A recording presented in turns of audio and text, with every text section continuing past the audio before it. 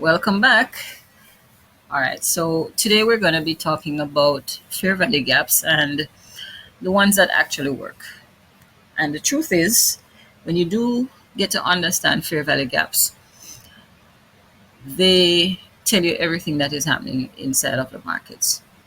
It helps with, aside from SMT, they help you also help you with directional bias, right? So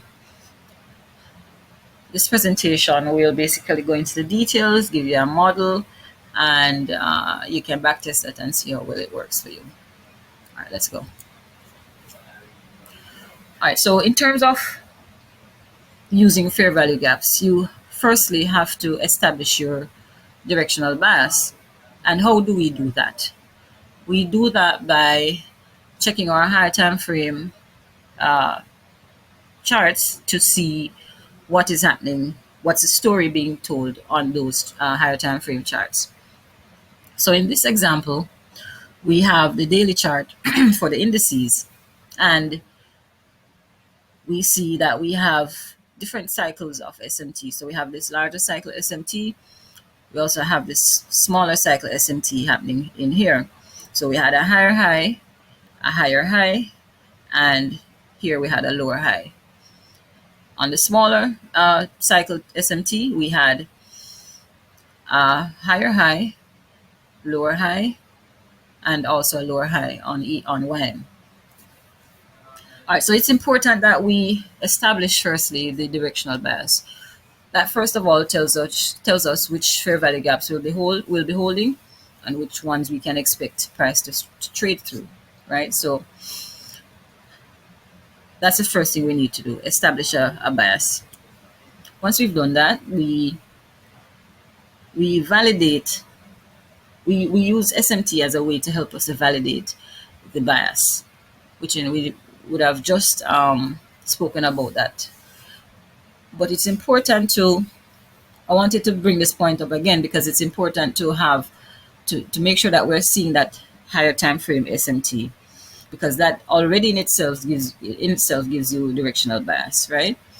So we want to make sure that we do establish that bias is correct, and we have the confirmations to tell us that that bias is correct. The next we want to do is we want to look into the way in which you can trade these gaps, right? So the first thing we notice is that we're looking at the current price action, which would have been probably Wednesday into Thursday, Friday's price action. We had an NFP last week, so that would have influenced the way price moved. But the fact is, once you have confirmed or validated that bias in terms of a directional bias, the news will only trade in the direction of that bias once it's confirmed. So the news only moves things faster along. It doesn't change the directional bias most times, right? So we do see this gap here. We see the same gap here. We don't see a gap here. It was an immediate rebalance. That's what the IR means. So price came up, balance all the price range, the void that was here, and then fell. At the same time, we had SMT occurring inside of the internal range liquidity pool, because fair value gaps are internal range liquidity pools. Highs and lows are external range liquidity pools. So we had these gaps created. We also saw SMT being created inside of the pool, the liquidity pool. We had a price, we had this short-term low created. It was taken by the next candle. Similarly, the short-term low created here was the candle after it failed to take the high, and similarly the same thing here on YM. All right, so step 2 in the process in terms of building this model,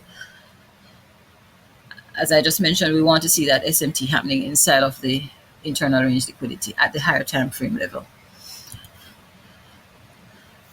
We then go to the execution time frame, which is the aligned time frame from the higher time frame that created the internal range liquidity pool into which price had tapped. So in terms of alignment for the daily, we would then go to the 1 hour time frame, which is the aligned time frame lower to the daily, not the 4 hour. Here we see even a more clearer picture of what's happening. We had the short-term low, price traded above that. Same thing, price failed to trade above it, price failed to trade above it here. All right, so we're at that lower time frame, aligned time frame. What do we do next? All right, inside of that, we are going to be looking for the candle that took liquidity. So that's the candle that took liquidity first inside of the internal range liquidity pool. In this case, on the 1 hour time frame, it was this candle. So we will be looking for price to close below this candle if we're looking to take the trade on the 1 hour time frame. In my mind, I would not be taking the trade here. The risk to reward would be, the risk would be too much, put it that way. So I'd be dropping to the next aligned time frame, which is a 5-minute time frame. And that's where I look for my entry.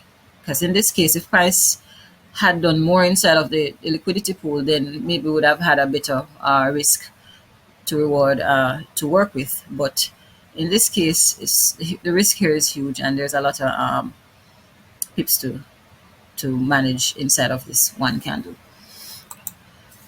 So looking at the lower time frame, which is the next aligned time frame, we can see that we had this would have been the week of the 1 hour time frame candle, and we had price. So in this case, we'll be looking at the last up close candle that took liquidity inside of the internal range liquidity pool, which would have been this candle. So we mark the low of that candle. We wait for price to close below that candle. That's a change in the state of delivery.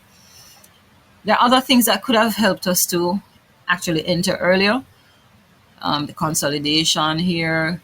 There are other factors that could have been spoken about, but we're going to take the simple route today.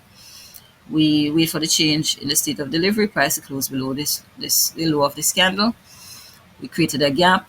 We wait for the pushback into the gap. That's our entry. The target in this case could have been the higher time frame target, which is from the 1 hour time frame. If we look at it properly, we see that the entry basically happened inside of this gap here on the 1 hour time frame. The obvious target would have been this low resistance liquidity that is resting here. We never really had any price taking any lows before going higher, just higher highs and higher lows going up. So this low resistance liquidity would have been the obvious target, the low of that price action there. Price traded through it, and that was the end of the day on Friday for that trade plan. So the idea is that you're looking for a higher time frame internal range liquidity pool. You're looking for price to trade into that liquidity pool. You're looking for SMT to happen inside of that liquidity pool on the higher time frame that you identify the liquidity pool on. You're dropping to the aligned lower time frame to look for a change in the state of delivery based on the last of close candle that would have taken liquidity inside of the pool. You're also looking for entry the entry criteria, whether it's a fair value gap or the close below the order block, would have given you that entry immediately, depending on what happens on the chart as it plays out. But remember also that you need to check the directional bias. You need to confirm that, and confirmation is done through the SMT divergence among the assets that you're looking at. And I should point out that, let me go back here, right here, where we had, it was the, right here.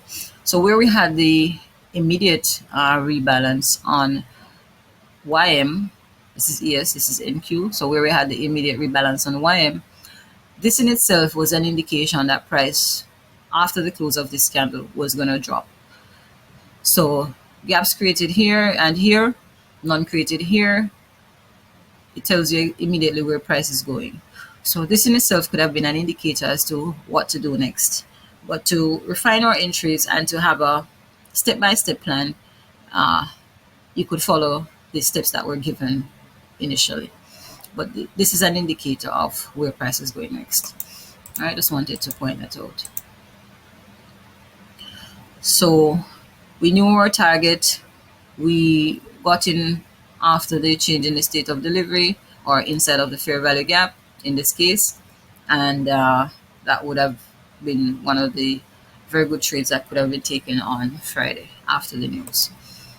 All right, so I want to say thank you for watching, and I hope you will find some value from this video, and you can go ahead and backtest, and you'll see that it plays out every week, every day, all day, every time.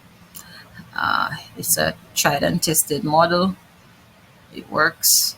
It's just to stick to the rules and have the patience to wait for the price action to play out for you to get the confirmations that you're seeking, and just build that discipline in terms of being patient, right? So I hope this actually helps you in changing the way you trade or adding value to what you already do. We can we're always looking to improve ourselves 1% better every day, as Stacey Burke would say, and I live by that motto as it relates to trading. So thanks again, and have a great day. Thanks. Bye.